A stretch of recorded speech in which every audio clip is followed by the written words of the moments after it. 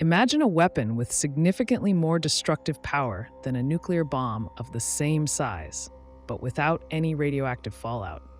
Add the ability to scale these explosive devices from bullets to missile warheads capable of destroying entire cities, and you get what could truly be called the perfect weapon, one that any general or leader would desire. What if I told you that we already have a general idea of how such a weapon could be designed, and even a rough understanding of how to create it? I'm talking about so-called bombs based on nuclear isomers, such as the isomers of Hafnium-178 or Iridium-192. To understand the principle behind the operation of such bombs, that is, how exactly they should explode, we need to take a closer look at the phenomenon of nuclear isomerism and related concepts, which, as you may have guessed, will be the focus of our discussion today. To understand what nuclear isomers are, we first need to recall what we've discussed many times before: the structure of an atom. At the center of an atom is a small, massive, positively charged nucleus made up of protons and neutrons, with light, negatively charged electrons on its periphery. Electrons are bound to the nucleus by electrostatic attraction, and due to this connection, they can only exist in states with specific sets of characteristics, such as kinetic energy, momentum, angular momentum, and so on. We've detailed why this happens and why these electron characteristics in an atom can only take certain specific values in one of our previous videos. For now, it's important to remind ourselves that this is the case because there is an attractive force between the nucleus and the electrons. These sets of characteristic values are called energy levels and sublevels, and electrons in an atom tend to occupy the levels and sublevels with the lowest energy. However, it turns out that a certain number of electrons can occupy a given energy level. For example, the first energy level of any atom can hold no more than 2 electrons. Therefore, only hydrogen with 1 electron and helium with 2 electrons have a single energy level. Lithium, with 3 electrons, has 1 electron on the higher second energy level, which can hold up to 8 electrons, and sodium's 11th electron must occupy the 3rd energy level, and so on. However, the state of an atom where the electrons occupy the lowest possible available levels and sublevels is just one possible state. This is called the ground state of the atom. There can be another state. If we provide energy to the atom equal to the difference in energy between some energy levels, the atom will absorb this energy, and this will result in one of its electrons moving to a higher energy level. This state is called an excited state. After spending some time in this state, the atom releases the absorbed energy, usually, but not always, in the form of a quantum of electromagnetic radiation, and returns to the ground state. These are quite basic details about the structure of atoms that are taught even in school and have been discussed many times on our channel. However, I felt it necessary to reiterate this because we will now talk about very similar processes, but this time within the nucleus. The nucleus of an atom, as mentioned earlier, consists of positively charged protons and neutrons with no electric charge. These particles, collectively known as nucleons, are also in a bound state, held together by certain forces. Unlike electrons, these forces are not electromagnetic, but rather the so-called strong nuclear interaction.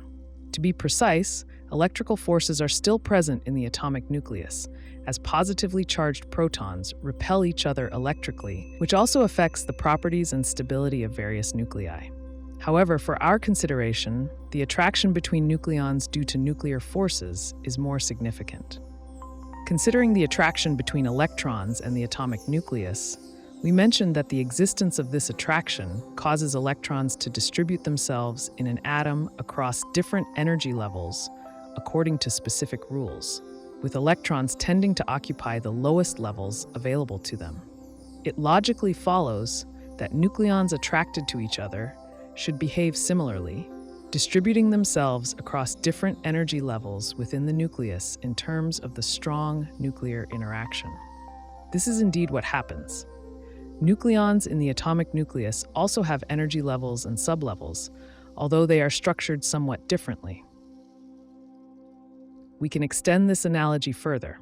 We saw earlier that by providing an atom with a certain amount of energy, we can bring it to an excited state. causing one or more electrons to temporarily move to higher energy levels, from which they will subsequently return to the ground state, emitting energy. If the nucleons in the atomic nucleus are also distributed across certain energy levels, we can assume that by providing the nucleus with a specific amount of energy, we can obtain an excited state of the nucleus, in which one or more nucleons occupy higher energy levels instead of the lowest available ones. After some time, these nucleons will fall back to lower levels, emitting the energy difference between the excited and ground states, often as a quantum of electromagnetic radiation. While the energy released in the relaxation of electron shell excitations is typically a few electron volts, a unit used to measure very small amounts of energy in nuclear physics, and the corresponding electromagnetic radiation falls in the infrared, visible, or ultraviolet regions of the spectrum, the energy involved in nuclear excitations is in the millions of electron volts, resulting in the emission of hard gamma radiation. Gamma radiation almost always results from the emission of energy stored in the nucleus due to various nuclear transformations. For example, if a neutron is shot into the nucleus of a hydrogen atom consisting of a single proton, a neutron capture will occur, producing a deuterium nucleus with one proton and one neutron. The mass of a proton is 1.07 atomic mass units, and the mass of a neutron is 1.009, summing up to 2.016, while the mass of the deuterium nucleus is 2.014, which is less than the sum of its components. The excess mass is converted into energy according to Einstein's equation E equals mc squared, and part of this energy is used to bring the deuterium nucleus into an excited state. The deuterium nucleus then returns to its ground state after a very short time, releasing the absorbed energy as a gamma quantum with an energy of 2.2 mega-electron volts, or millions of electron volts. This nuclear reaction, incidentally, is actively used in practice in a process known as neutron gamma logging. A neutron source is lowered into a borehole drilled in rock. If the rock contains hydrogen atoms, these atoms will absorb neutrons and emit gamma quanta of a specific energy, frequency, and wavelength. By detecting this flow of quanta, one can determine the number of hydrogen atoms in the surrounding rock. Thus, it's possible to search for deposits of hydrogen-rich substances like water or oil. In most cases, nuclei remain in an excited state for minuscule fractions of a second. However, some atomic nuclei can stay excited longer, seconds, minutes, hours, and in rare cases, days or even years. Such relatively stable, or metastable, excited states are called nuclear isomers, denoted by adding the letter M to the name of the isotope's ground state. Some nuclear isomers are so stable they can be considered stable by human historical standards. One of the record holders is the tantalum-180 Em isomer, theoretically having a half-life of about 70 trillion years, surpassing the age of the universe. Of course, we need to understand why the excited states of some atomic nuclei exist for such fleeting moments, while others can remain excited for so long. Formally, the answer is that in some nuclei, isomeric transitions, i.e. transitions from an excited to a ground state, are suppressed by spin and parity selection rules. However, this answer may not clarify much for my esteemed viewers. Unfortunately, to explain this in more detail, we would have to delve into nuclear physics, and in particular, the shell model of the nucleus, far deeper than I planned. So let's simply remember that some nuclear isomers have significantly longer lifespans than others. Such long-lived isomers can essentially be very capacious energy storage devices, with the amount of energy stored comparable to that in the nuclei of radioactive substances. For example, the energy difference between the hafnium-178 isomer, hafnium-178M2, with a half-life of 31 years, and the ground status isotope is 2,446 kiloelectron volts, or approximately 2.5 million electron volts. By comparison, a single act of induced fission of uranium-235, used in modern nuclear power plants, releases about 200 million electron volts of energy. While uranium has a higher energy yield, the scales are comparable, and hafnium-178 can theoretically cycle between ground and excited states indefinitely. This means hafnium-178 could be used as a very capacious battery. 1 kilogram of this isotope can store over 1 million kilowatt-hours of energy, enough to power a private home for at least a year. But this is only in theory. Practically, creating hafnium batteries comes with many challenges. It's unclear how to charge a hafnium battery, i.e., how to convert hafnium-178 into hafnium-178M2, and secondly, how to extract the stored energy for further use. Regarding the first point, theoretically it's straightforward. Irradiate regular hafnium-178 with a gamma quantum stream at 2,446 kiloelectron volts. Hafnium nuclei will absorb these gamma quanta, transitioning to an excited state, hafnium-178M2, and our nuclear isomer battery will charge. However, effectively generating gamma quanta of known energy, as we do with X-rays, is still beyond our capabilities. Another way to obtain hafnium-178M2 is through powerful neutron fluxes, similar to neutron logging technology. By bombarding hafnium-177 with neutrons, it captures the neutrons, transforming into hafnium-178. Part of the released energy is stored as nuclear excitation energy, including hafnium-178M2. We have powerful neutron fluxes in operating nuclear reactors, and theoretically, hafnium-178M2 can be produced from regular hafnium this way. However, production rates are minimal. In a reactor, only about 1 microgram of hafnium-178M2 is produced per kilogram of hafnium-177 annually, which also needs to be separated from hafnium-177 and regular hafnium-178. Increasing hafnium-178M2 production would require special reactors designed for this task, but why bother?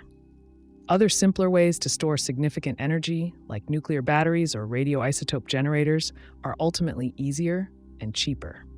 It might seem we could close the topic of nuclear isomer energy on this pessimistic note, if not for another effect that caught military interest in hafnium-178M2. This involves the phenomenon known as stimulated emission, more familiar from electronic shell transitions in atoms. Here's the gist. An atom with an electron in a higher energy level, i.e., an excited state, will eventually release the stored energy as a photon. But this process can be artificially induced. If a photon identical to the one the atom is about to emit passes nearby, it triggers the atom to emit a photon, traveling in the same direction as the initiating photon. This is stimulated emission, the principle behind lasers, as detailed in another video. For nuclei in excited states, this should work similarly. If a photon with 2,446 kiloelectron volts passes by a hafnium-178M2 nucleus, the nucleus will immediately transition to the ground state, releasing another gamma photon of the same energy. In other words, a material containing many atoms of hafnium-178M2 exposed to a gamma quantum with 2,446 kiloelectron volts would trigger an avalanche of gamma quanta emission, a violent energy release, or simply put, an explosion. Calculations show that the explosive power of a pure hafnium-178M2 piece would be about 3 times that of a weapons-grade plutonium-239 piece, making a hafnium bomb even more powerful than a nuclear one. This isn't its only advantage. Energy release from isomeric transition yields stable hafnium-178, meaning a hafnium bomb explosion wouldn't result in radioactive contamination. There would be an initial radiation burst, but post-explosion, the area and resources would remain radiation-free, ready for use. Another benefit, hafnium bombs can be of virtually any size, without critical mass limitations. How about a 500-gram hafnium grenade with the explosive power of hundreds of kilograms of TNT? This indeed could and should work, but there are nuances. An atomic nucleus is tiny, and initiating its forced transition from an excited to a ground state requires a gamma quantum to pass very close. We can't precisely target individual nuclei, so detonating a hafnium bomb requires not just a gamma quantum source at 2,446 kiloelectron volts, but a very powerful one, a gamma laser, which we haven't yet developed. Even modern X-ray lasers are often massive structures kilometers long, let alone gamma lasers. So you can imagine the sensation caused by reports that isomeric transitions in hafnium-178M2 could be initiated by much simpler means. In 1999, American scientist Carl Collins from the University of Texas claimed to have triggered isomeric transitions in hafnium-178 isomer using X-ray photons at only 10,000 electron volts from a repurposed dental X-ray machine. The news caused a sensation. Most scientists claimed it was categorically impossible, as stimulated emission is triggered exclusively by photons of the same energy as the transition itself. However, the prospect of creating a hafnium bomb was so enticing that the U.S. Defense Advanced Research Projects Agency, DARPA, immediately began investigating the effect supposedly discovered by Collins. The result, as expected, was zero. Even with significantly more powerful X-ray sources, the experiment couldn't be replicated, and the project was closed, costing American taxpayers several tens of millions of dollars. The first attempt at using hafnium was a failure, and this story tarnished the reputation of those seriously working on practical applications of nuclear isomerism. In principle, isomer nuclear technology could have peaceful applications, for instance, in creating photon engines for interstellar travel, as discussed in one of our previous videos. Indeed, photons carry momentum, gamma quanta carry relatively large momentum, and a large number of gamma quanta released in a short time during the isomeric transition of many hafnium-178 isomer atoms would create a thrust capable of accelerating a starship to near-light speeds. Thus, the theoretical potential of the technology is enormous, and humanity has repeatedly shown remarkable ingenuity in solving various practical problems. We can only hope that in this case, the results of applying this ingenuity will not be limited to creating new means of human destruction, but will also have more peaceful applications, like many other technologies originally developed for military purposes, but ultimately improving civilian life as well. And on this optimistic note, we'll wrap up for today. All the best, dear friends, and see you next time on our channel.